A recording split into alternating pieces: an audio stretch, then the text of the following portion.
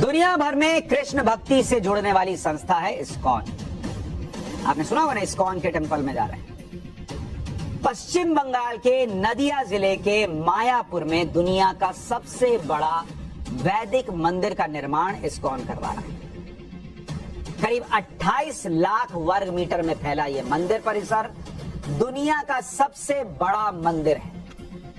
इसकी तस्वीरें आप देखिए, इसके एक एक डिटेल आपको बताऊंगा, लेकिन इतना बड़ा मंदिर, वैदिक मंदिर दुनिया में नहीं है। और इसकी तस्वीरें आप देखते जाएंगे तो हैरान रह जाएंगे।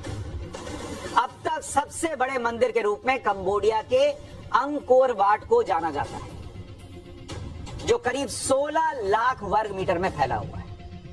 यह मंदिर जिसको आपको दिखा रहा हूं, यह बंगाल में अगले साल 2024 में बनकर तैयार हो जाएगा। इसका निर्माण साल 2009 में, यानी ये अंकोर वाट का दिखा रहा हूं, जो अभी तक सबसे बड़ा था। अब उससे भी बड़ा वैदिक मंदिर जो है वो भारत में, बंगाल में बन रहा है। और इस मंदिर की आप भव्यता सोचिए कि 2009 से पिछले 14 साल से इसका निर्माण चल रहा है। वैदिक मंदिर की विशालता का अंदाजा आप इस बात से भी लगा सकते हैं कि इसकी नींव करीब 100 फीट गहरी है, यानी जमीन में 10 मंजिला इमारत के बराबर नीचे इसकी नींव गई हुई है। मंदिर का निर्माण पूरा होने के बाद एक साथ 10,000 लोग भगवान कृष्ण के दर्शन कर सकेंगे, जबकि मंदिर परिसर में करीब 1 लाख लोग आराम से घूम सकते हैं। इतना बड़ा मंदिर बन रहा है। इस मंदिर की लागत करीब 1000 करोड़ रुपए आएगी। और सबसे बड़ी बात यह कि मंदिर भारत की आध्यात्मिक, सांस्कृतिक और ब्रह्मांड के वैदिक मॉडल का सबसे बड़ा केंद्र होगा। इसके बारे में आपको आगे बताऊंगा, लेकिन उससे पहले इस मंदिर की भव्यता और विशालता के बारे में आपको बता देता हूं। इसके लिए इस मंदिर की तुलना दुनिया के दूसरे पवित्र स्थान और ऐतिहासिक इमारतों से एक बार करके आपको बताता हूं, जिससे आपको पता चलेगा कि कितना बड़ा यह मंदिर है। धर्म से जुड़ी विशाल इमारतों की लिस्ट में एक नाम आता है हागिया सोफिया मस्जिद का, जिसे आया सोफिया मस्जिद भी कहते हैं। यह मस्जिद तुर्की के इस्तांबुल शहर में है और इसकी कुल ऊंचाई 55 मीटर और चौड़ाई 5997 वर्ग मीटर है। दूसरी इमारत है अपने देश में आगरा में जो ताजमहल है। इसकी ऊंचाई 73 मीटर है, चौड़ाई 32,892 वर्ग मीटर है। तीसरे नंबर पर लंदन की सेंट पॉल कैथेड्रल चर्च है। इसकी ऊंचाई 111 मीटर है और चौड़ाई 11,838 वर्ग मीटर है। और अब आपको वो वैदिक मंदिर दिखा रहा हूं जो बंगाल में बन रहा है। इसकी कुल ऊंचाई 113 मीटर और चौड़ाई 65,032 वर्ग मीटर में फैला है। अगले साल से इस मंदिर की पहचान दुनिया के सबसे बड़े मंदिर के तौर पर हुई, जहां दुनिया भर के किसी भी जाति, धर्म और संप्रदाय के लोग आ सकेंगे। और भारत की पौराणिक काल से चली आ रही ब्रह्मांड के वैदिक मॉडल को आप यहां पर समझ पाएंगे। इस मंदिर का सबसे बड़ा आकर्षण का केंद्र इसके 3 शिखर हैं। इसलिए पहले आपको इन विशाल शिखर के बारे में बता देता हूं। जो बीच में आप हिस्सा देख रहे हैं, यह मुख्य शिखर है, वैदिक ब्रह्मांडीय झूमर। इसके बारे में आपको आगे बताऊं। दूसरा शिखर जो देख रहे हैं वो वेस्ट विंग है, भगवान विष्णु के अवतार भगवान नरसिंह देव का मंदिर। और तीसरा शिखर ईस्ट विंग के नीचे वैदिक तारामंडल बनाया जाएगा। जिस तरह आप स्पेस के बारे में जानने के लिए प्लेनेटेरियम में जाते हैं, ग्रह नक्षत्र दिखते हैं, ठीक उसी तरह आप वैदिक प्लेनेटेरियम में सनातन धर्म के बारे में जान पाएंगे। सभी लोक के वर्चुअल दर्शन कर सके, उसके बारे में समझ सके। और इन शिखरों पर आप देखिएगा सोने की परत चढ़ाई गई।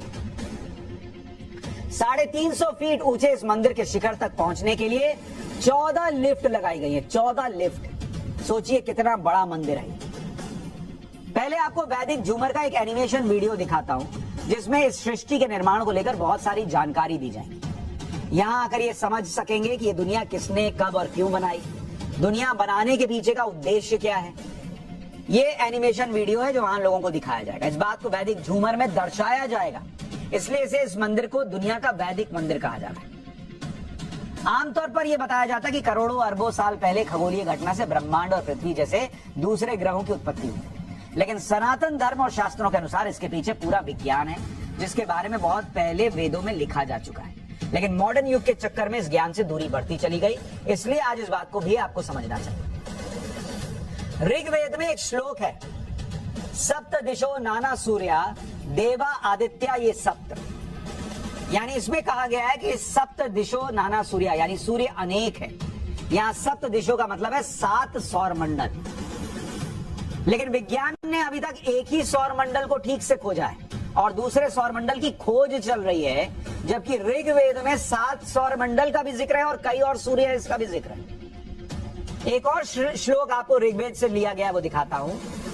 शकमयम धूमम अराद अपश्यम विषुवता पर इनावरेण, यानी सूर्य के चारों और तरफ और दूर दूर तक शक्तिशाली गैस फैली हुई है। यहां गैस के लिए धूम शब्द का प्रयोग किया गया। सूर्य के चारों तरफ गैस है, इसकी पुष्टि सही तरह से 19वीं सदी में हो पाई थी, जबकि ऋग्वेद में यह कब का लिखा हुआ है। अथर्ववेद में कहा गया था कि सूर्य का प्रकाश दिखाई देने वाले और ना दिखाई देने वाले सभी प्रकार के प्रदूषित जीवाणुओं और रोगाणुओं को नष्ट करने की क्षमता रखता है। यह अथर्ववेद में लिखा है। ये सारी बातें आज से 3200 साल पहले ही कह दी गई थी और इस पर दुनिया भर के वैज्ञानिक रिसर्च कर रहे हैं। यानी जो बातें हम आज विज्ञान से समझ रहे हैं, उनके प्रमाण हजारों साल पहले हमारे ऋषि मुनि और विद्वान दे चुके, लिख के चले गए। और यही वजह है कि इस मंदिर के भक्तों में एक बड़ी संख्या विदेशी लोगों की होगी, जो इन बातों पर पूरी तरह यकीन करते हैं कि हमारी सनातन परंपरा और शास्त्रों में जानकारी का भंडार छिपा हुआ है। आज आपको इस मंदिर के चेयरमैन से भी मिलाना चाहता हूं, जिन्होंने इस मंदिर को 250 करोड़ रुपए दान दिए। इनका नाम है अम्बरीश दास। ये नाम इन्होंने इस्कॉन से जुड़ने के बाद रखा है। इनका पुराना नाम क्या पता है? Alfred Ford.